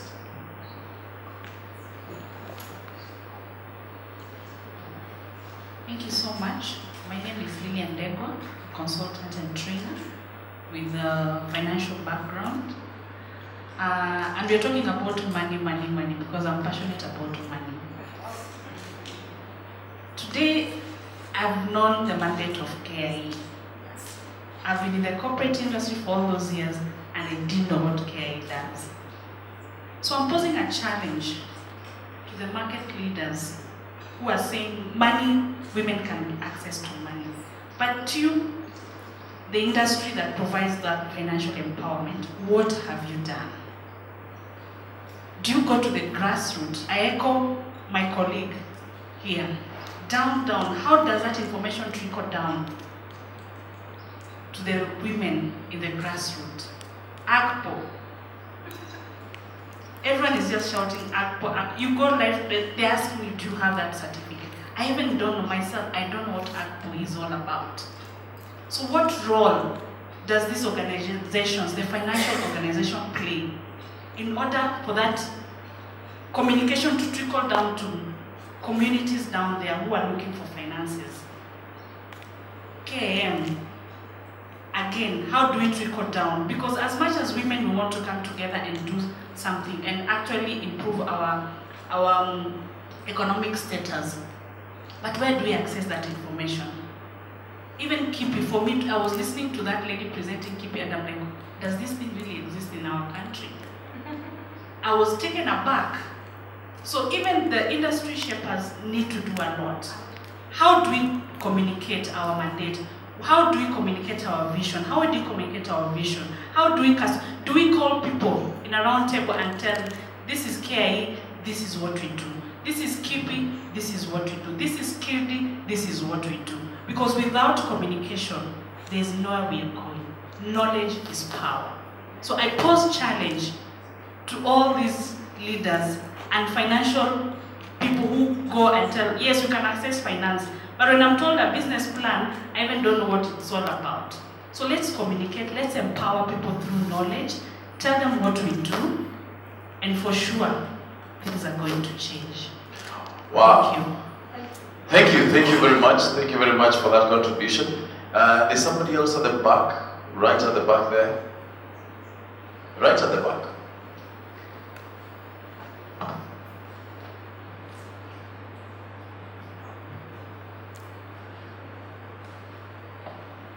So, good afternoon. My name is Sarah, and I'm in the education sector. I'm a student career counselor. So I'm just adding on to what my colleague just said about knowledge and also about communication streaming down. In my line of work, I see very many people don't get knowledge out there. Same as education sector, because I deal actually with study abroad, so in university placements and all that. So very many people don't know that you can actually get communication from different modes of marketing and modes of communication. So just adding, in terms of reaching out to communications, what are all companies, being it financial sector, education sector, manufacturing sector, what are we all doing to get to the grassroots, just not focusing on people who only have digital apps and all that. Thank you very much. I think we're proceeding on well. There's somebody else here who has a contribution. Let's hear from her, and then we can keep on moving. This is a fantastic discussion that we're having this afternoon. So let's hear from. There's a lady here.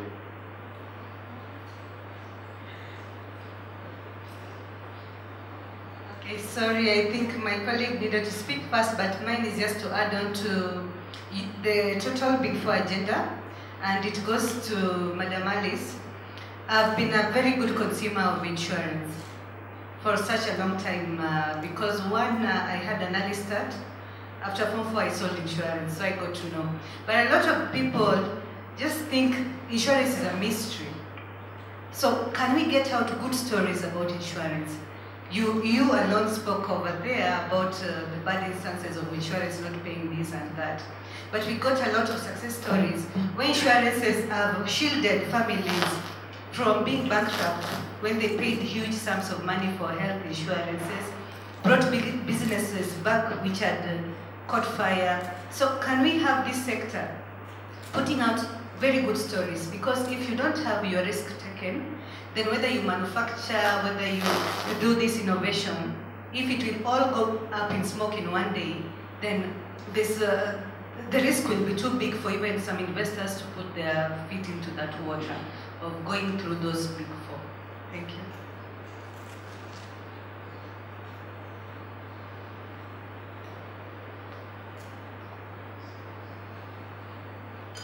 Hello everyone. My name is Betty Wababu. I am a consultant, a business consultant and trainer. I'm really happy to be here this afternoon and to join these great women and men that are in the house. And I want to agree with, just to add a little bit, because I think the people that have spoken have already taken care of a few things that I needed to talk about.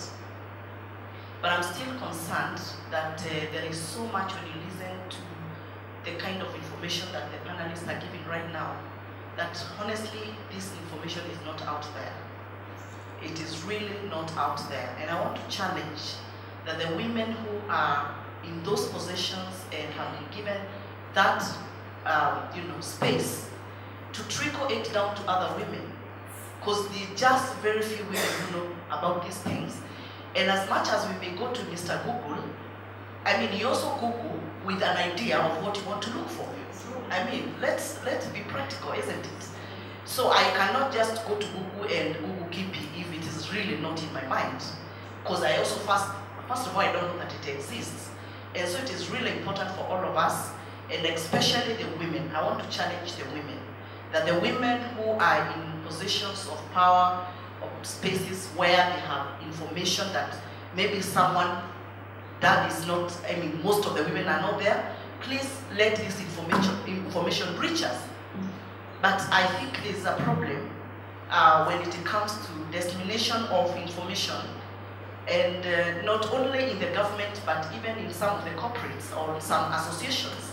Because like now, I have been, since I left employment and I started the company that I run, Wapom Ventures, honestly speaking, I've never heard of some of these things I'm hearing now. I'm actually just noting them down, some of these organizations.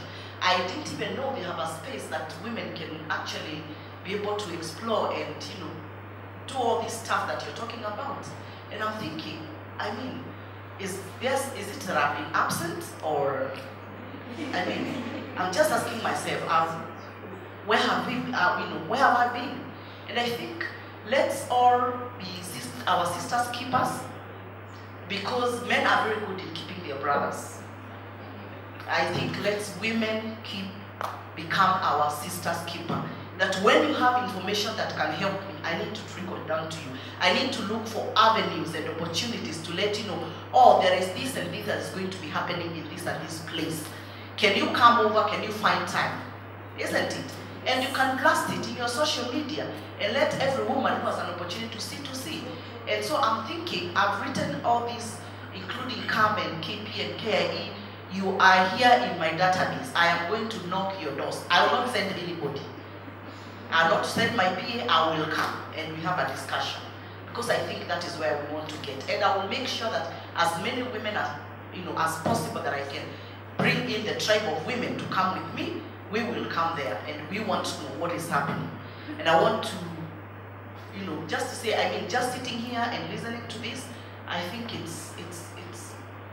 my mind is opened. But I think let's do more. Let's do more. As women, let's do more. And especially for those women that are in those positions and those power spaces, please talk to us. Bring us that information. Let's do this deliberately and intentionally. Thank you. You have not been absent.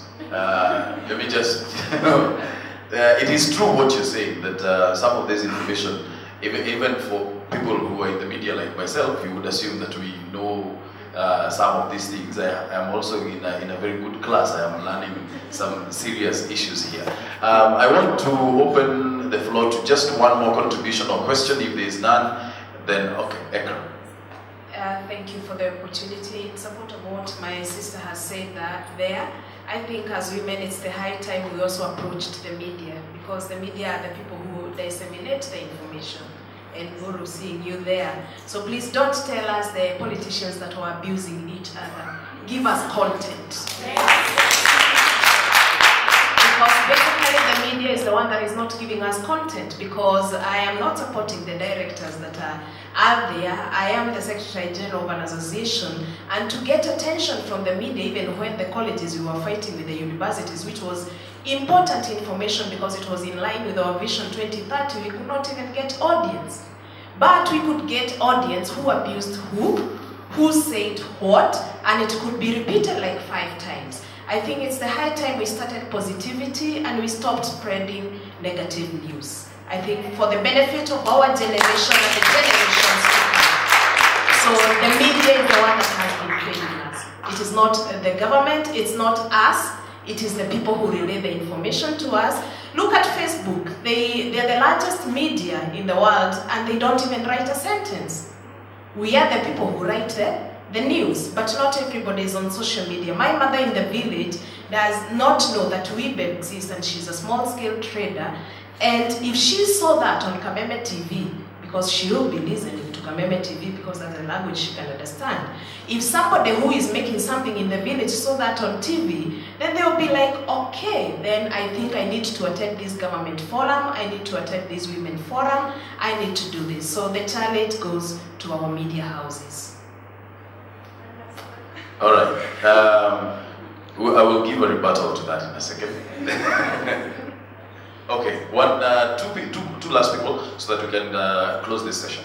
I'm a change management consultant with Blue Diamond Consultants, and I had an observation on universal health. I had an observation because part of the reason why we still don't have many people taking up insurance covers, which is very important, is because the communication that has been out there is that now, and especially this Big Four thing, is that now there will be free, the health will be free. I mean, that is what the person in the grassroots, me and you, we are in the grassroots, Madam Chania, speaking for the person who's at the grassroots, is that now health will be free, we shall get, if it's medication, tablets, what for free, if it's mothers who want to give birth, it will be, that is the notion, that's how, that, or that is the information that someone wants to believe. So if you come and tell me that with NHIF, even if I pay 500 shillings per month, I'll be able to get what I want, then the question is now for the players in the private sector in healthcare is, how do you now come and tell me that I need a medical cover when I know this Big Four thing is going to be, because for us, out there, this Big Four, it's a thing, because it's really not being broken down. So how do you now come and tell me that that I need a medical cover? Most of the people that I have probably associated with are financial advisors, who most of the time we dismiss because we are used to them. So, but if I see something like I see a rally being done by Resolution Health or another player, a rally in my village, that this is the reason why you need this cover, this is why you need to think an insurance cover. There's a difference between NHIF and whatever else is there in government and this, what we have. I think we shall be able to have more uptake and we shall have our health, we should be able to improve our health, because I think that's, for me, I think that is the disconnect. And I think Kenya is one of the countries that have the lowest uptake of insurance covers. And I think that for me that is the disconnect. It's very important the kind of information that we are disseminating down there, so that make me know, I want to know, why do I need a private insurance cover when there's this Big Four thing that will bring me the health I need. I'm a consultant and a community worker. I like to say a community worker because I've worked with communities for 21 years in 13 African countries. And I just want to share something so that we don't blame the team that is seated there. I just want to give you tips on how possibly you can pass the information. Of course, one of them is the media, and specifically the radio, not even the TV. And it's true, most of our communities now are doing it, but the radios, the different radios that we use in different languages are very useful.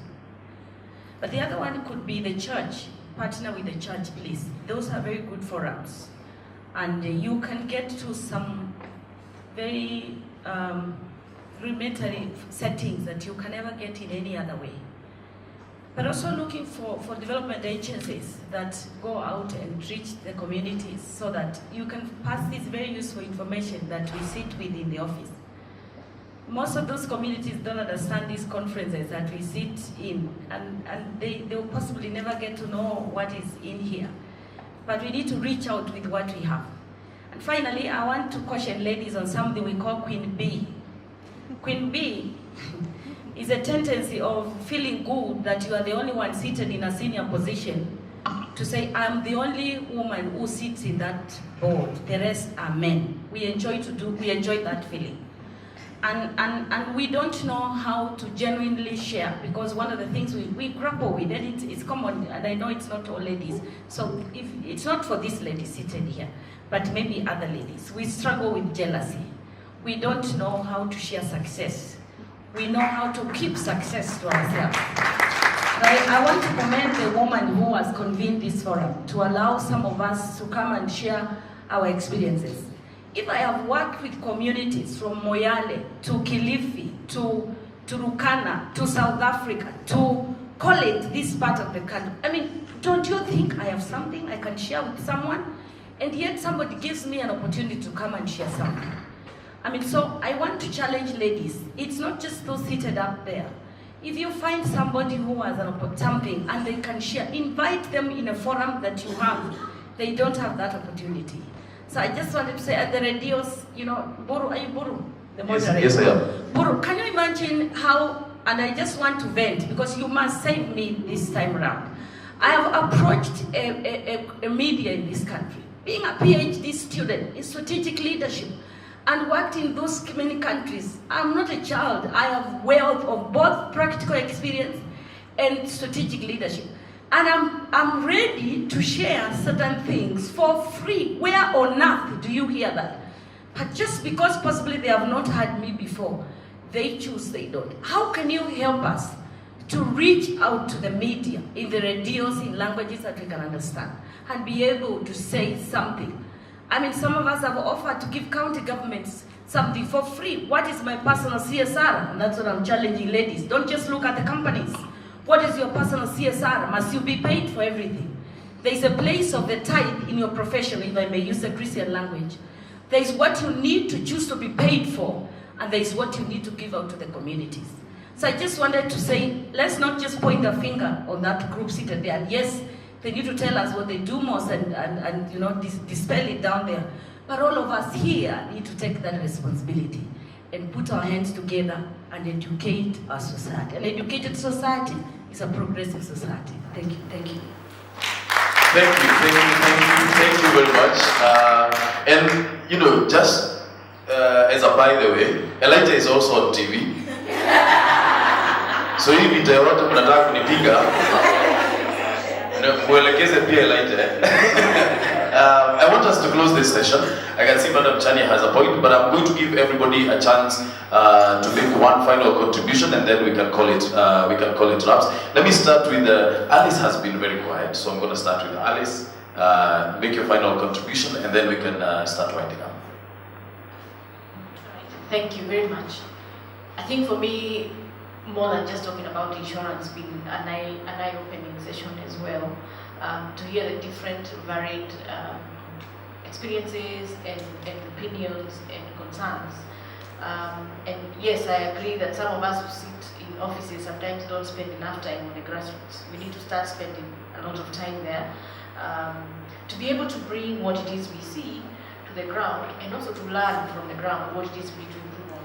So I'm taking out a few things for me that I need to, I know she gave me a job to do. We need to communicate more positive insurance stories. We shall do that. But we also need to be more active in bringing women together to share the knowledge that we've picked up and the knowledge that we share in the boardrooms, in the different places we are. But I think finally we must also engage within the society, in government, in empowering younger women, to ensure that we can reach those percentages we're talking about in manufacturing and other areas. But I want to leave all of us with a challenge that I talked about fighting for space. I know we like women empowerment programs and all those things, but those things just work as long as you can fight for yourself. They will not be brought to your doorstep, to your kitchen, to your sitting room. You must go out there and fight for them. So that's the word I want to leave us with. Let's go out and fight for the things that we know are ours and we know that we are capable of doing. We are 50% of the population, we pay 50% of the taxes perhaps, we do 80% of bringing up the next generation. So why aren't we benefiting more? We need to benefit more. We must demand it of ourselves that we benefit more as about 50% of the population. So thank you very much for inviting me. I want to respond briefly to two questions. I think it's from Lois, who asked whether we finance startups. The answer is yes and no. No, if you are getting into business, you've never done any business before, there's no any evidence of business, we cannot finance you. You must be in business for at least 6 months. But if you're in business and you want to diversify, you want to move into another venture, a fresh venture, we finance you. Another thing is that we have 37 branches across the country. For example, if you're in Damarabin, I think we have a branch in Kabarnet or Nakuru, depending on, I think Nakuru is the nearest. Then of course there's a question of information gap. Under the Ministry of Industrialization, we have like 6 parastatals that revolve around manufacturing. There is Kenya Industrial Estate, my colleague there from Kirdi. If you come to Kenya Industrial Estate, you get the soft skills. But if you want the technical skills, you will go to Kirdi. They even have the machines. They let people to identify which machines to buy. But when it comes to financing, you come back to us. Then we have ICDC. ICDC is what KIE was carved out of. So for us, we give up to 20 million. If you need up to 200 million, you go to ICDC. Then there is IDB, Industrial Development Bank. Then of course, Development Bank is also part of that. Then we have KIPI. We had an officer from KIPI yesterday. If you have an idea, you want to patent intellectual property, you go to KIPI. Then of course there is KEBS. So if you have a product you want it to be certified in terms of quality, go to KEBS. If you're doing import, the same, you also go to KEBS for the mark of quality. Another thing is that in terms of outreach, we do a lot of outreach activities. I think we participate in all business exhibitions. Anytime we see a business exhibition, most of the time we usually participate. We really try to market our brand, even though the government also challenges with barriers and everything. But our head office at industrial area, Sakaron, that is opposite BAT. You can walk in anytime, we'll assist you. You can walk to any of our branches across the country. We have 37 branches, like I've said. Walk in any of our branches, you get the same assistance. Thank you very much. Thank you very much, Calvin. Madam Chania. Very much. Although the lady who spoke last almost emptied me. Thank you. I think I'll start with the lady who has really challenged us. I'm sorry, I've forgotten your name. The lady is Betty? Betty. Betty has really challenged us, and which is very good. This one, whether we like it or not, the challenge goes to our government. All right? The KIE, the KIRDI, the AFC, and I know when I mention that, even most of us don't know what they mean. If some of us have had the KIE for the first time here, Kenya Industrial Estates, AFC is African Finance, no, Corporation, like for example, he's saying they don't finance buying of cows and cattle, isn't it? But we have AFC that can finance for that. This government, and I always say this, I know Bruno that, this government has very good structures. Very good structures. Could be the best in Africa. The problem we have is our dissemination. Getting the information to the people. Killed it. We don't know them. But let me tell you, this has changed in the last 30 years.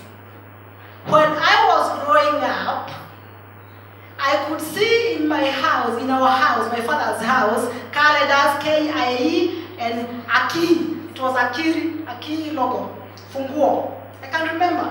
Yeah, you see? I can remember, those are 30 years ago. Yeah? The AFC. And I could hear my father say, this loan for the coffee, I got from AFC. This loan for the posho meal, I got from KIE, or from the Kildi. Do we know that today? No. Does our children know? No. I had another lady there, the one who was talking about Isuzu, the Isuzu lady. I had her talk about that the way we have 150 women manufacturers who visited the program. And they are having some empowerment in schools. But let me challenge you, the ladies in this house. Don't wait for Isuzus. to go and tell your child how to be a manufacturer. Start it from the house, family level. Value addition at the family level. Let you know what your child can be. Nurture her or him to what he should be. If it's a girl child, nurture her not only on the cottage industry. Ati mami come, we make some yogurt in the kitchen. But when the father is doing the mechanic in the car, no, stop going there, come here. This is where women are.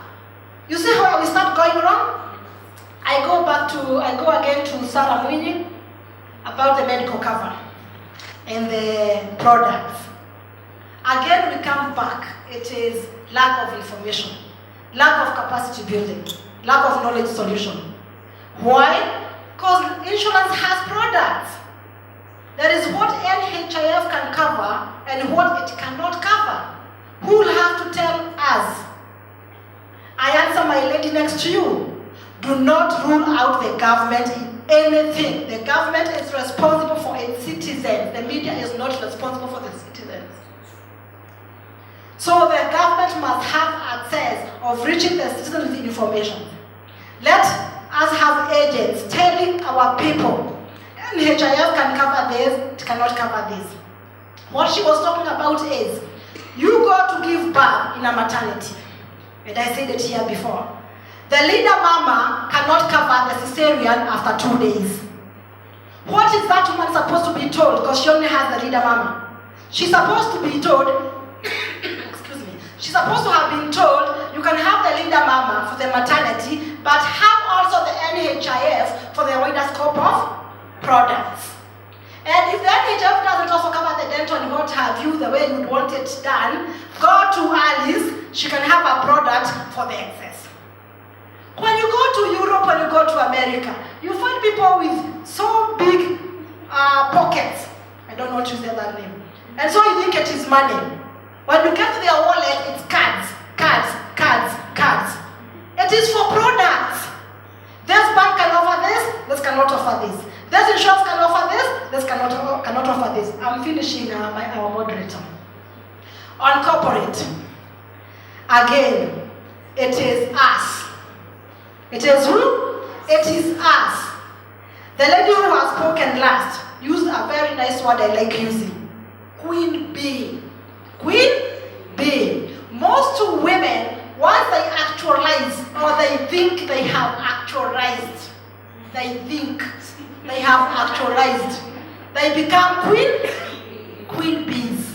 They don't want to share nothing with anybody else. And you don't realize when you're becoming a queen bee. You don't do what?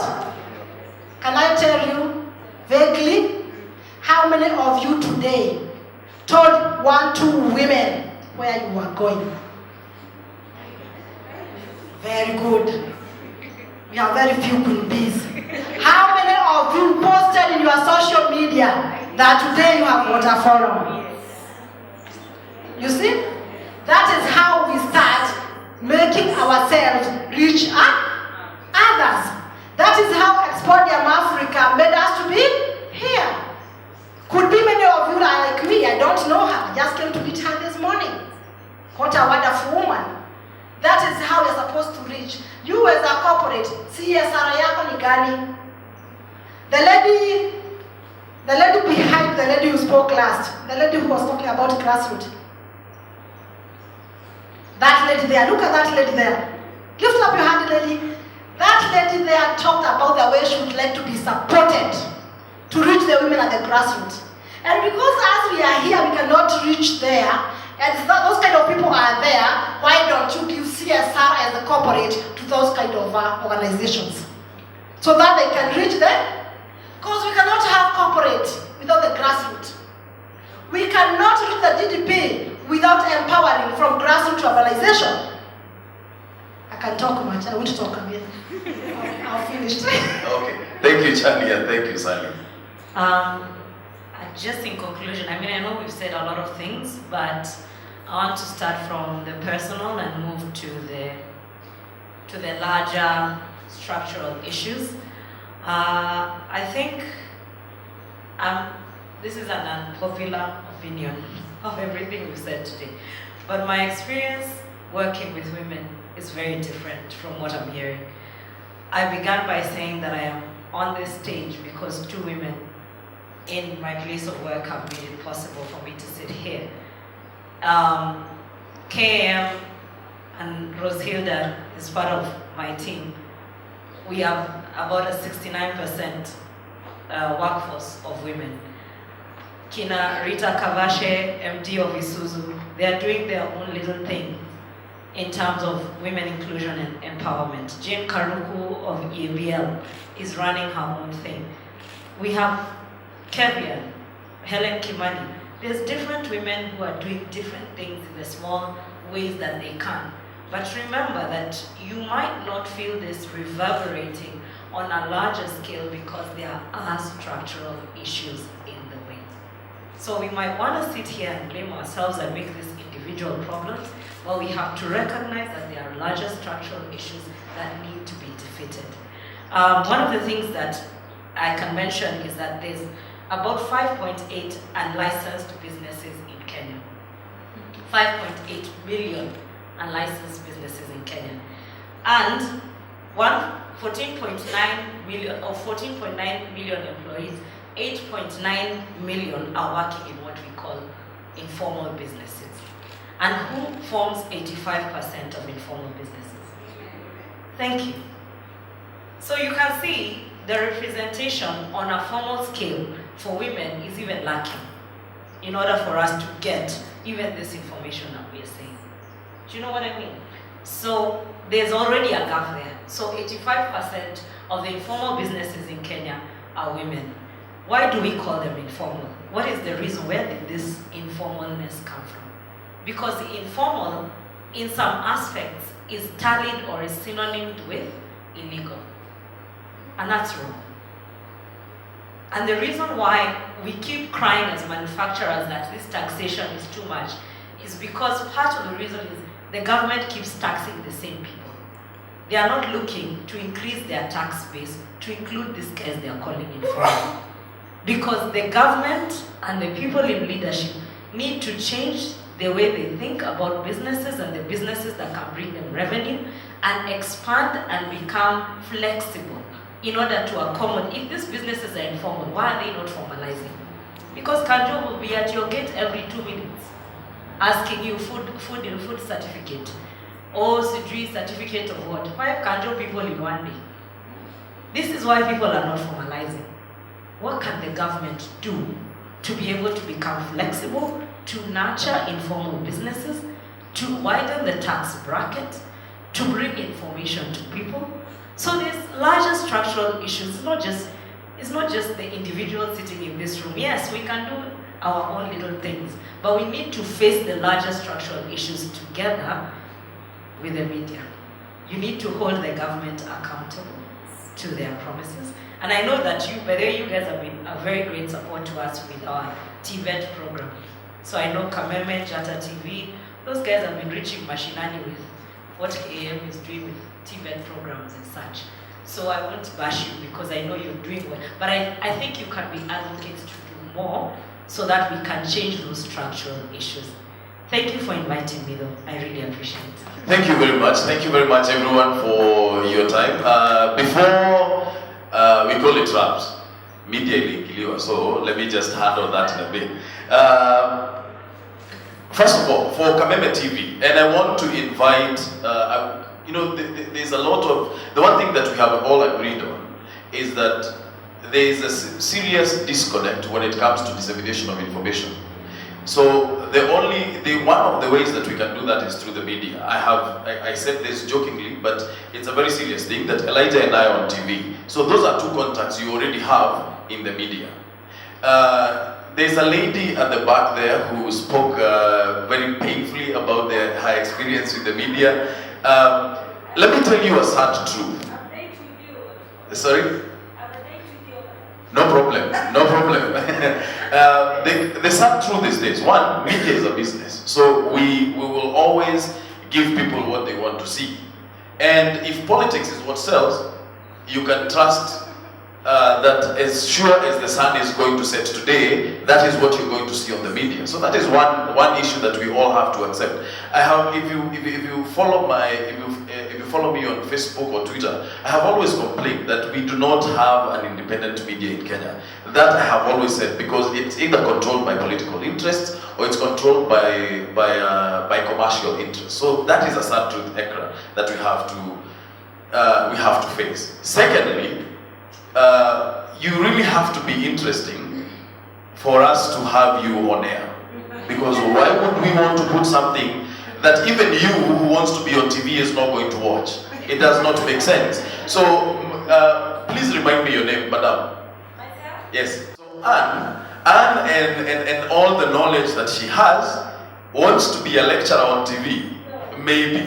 Probably. I'm not saying that is what she does, but that's not going to fly. So we need to be interesting enough. The way we package our information, the way we package ourselves, it needs to be interesting enough for it to be on TV. It is a sad reality, but it is a reality. And finally, I want to talk a bit about Kameme TV and what we have done when it comes to giving people hope. Madam Chania is going to be witness to this. Off the top of my head, I picked 3 stories that we have done over the last 3 months or so. There's a lady who does graphic designs on buses. I think she was in Nyandarua or she's in Nairobi.